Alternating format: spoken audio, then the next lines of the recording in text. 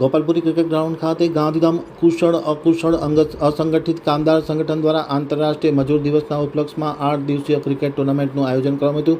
5મા દિવસે આઈપીએલનો record તૂટ્યો। ટુર્નામેન્ટના ખેલાડીએ 106 run ઝડપી નોંધાવી અને એક નવો કીર્તિમાન સર કર્યો। હવે છે ગાંધીધામ આમતક ન્યૂઝ બ્યુરોનો વિસ્તૃત અહેવાલ। ગાંધીધામ કુશળ અકુશળ અસંગઠિત કામદાર સંગઠન દ્વારા આંતરરાષ્ટ્રીય મજૂર દિવસના ઉપલક્ષમાં 8 દિવસીય ડે નાઇટ ક્રિકેટ સ્પર્ધાનું આયોજન ગોપાલપુરી ક્રિકેટ ગ્રાઉન્ડ ખાતે કરવામાં આવ્યું, જેનું સમાપન 1 મે 2025ના મજૂર દિવસના કરવામાં આવશે।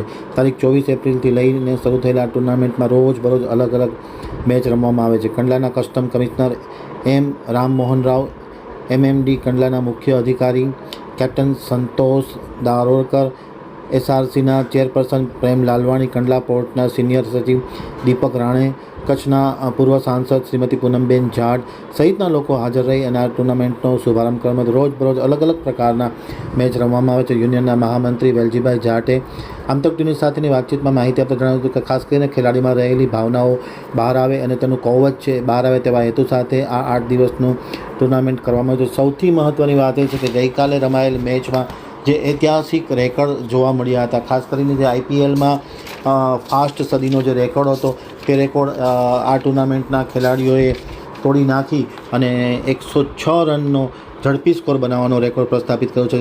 એ ખેલાડીને ખૂબ ખૂબ બિરદાવવામાં આવ્યો હતો, તેમનું સન્માન પણ કરવામાં આવ્યું હતું। આ પ્રસંગે ઘનશ્યામ નાયક, પદ્માકર બન્ના ખાએ, નઝર મહમદ, ભાણજી મહેશ્વરી, રામચંદ્ર મહેશ્વરી, તલસીભાઈ પરમાર, જગદીશસિંહ ગોહિલ, અલા નાસિર માજોટી, જનાર્દન પાટણકર, લક્ષ્મણ મહેશ્વરી, મગન મહેશ્વરી સહિતના લોકો ખાસ ઉપસ્થિત હતા।